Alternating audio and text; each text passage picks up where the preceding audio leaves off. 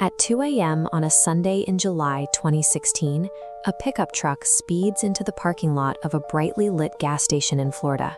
Inside the cab, an 18-year-old is bleeding heavily from a gunshot wound to the stomach.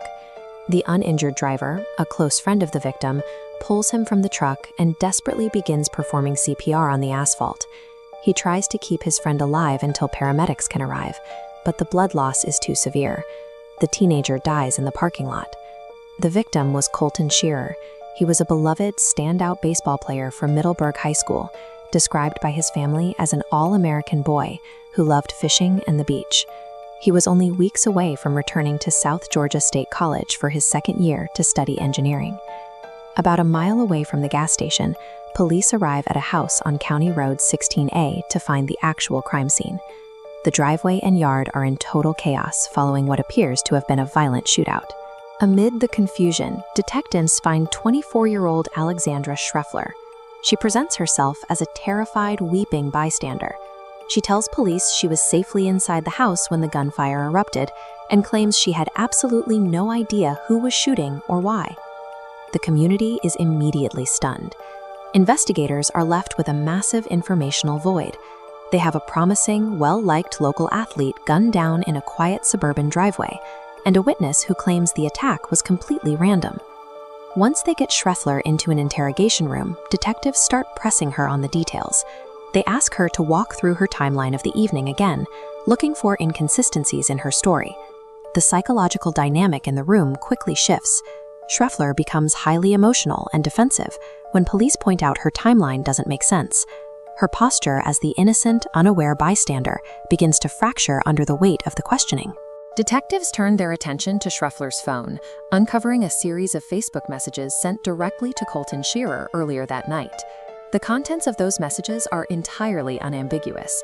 Schreffler actively baited Kolton to the house on County Road 16A, promising him and his friends a house party if they made the drive over. Schreffler had used a trusted digital connection to pull Kolton directly into a premeditated trap. The plot originated with Schreffler's 23-year-old boyfriend, Jordan Coleman. He wanted to orchestrate a robbery to score cash and marijuana. He set the plan in motion, using Schreffler as the bait. But Coleman had a logistical roadblock.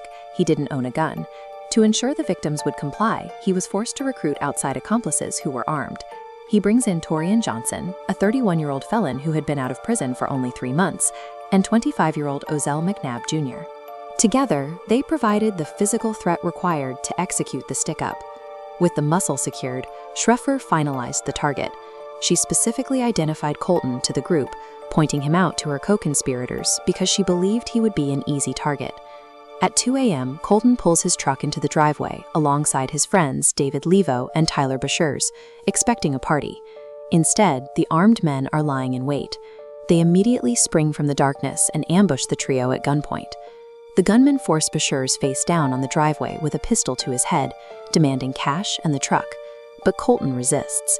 He wrestles with one of the men over his vehicle, shouting that they can take anything else. During the brief struggle, the attackers open fire, shooting Levo in the leg and hitting Kolton in the stomach. As Kolton's friends rush him to the gas station, the conspirators scatter. McNabb managed to evade the U.S. Marshals for a few days, but eventually called the sheriff's office from a nearby road, telling deputies he was tired of running and wanted to surrender. 4 individuals coordinated their specific roles, the bait, the mastermind, and the muscle, to execute a fatal ambush on an unsuspecting target. As the legal reality of the murder set in, the group's solidarity collapsed.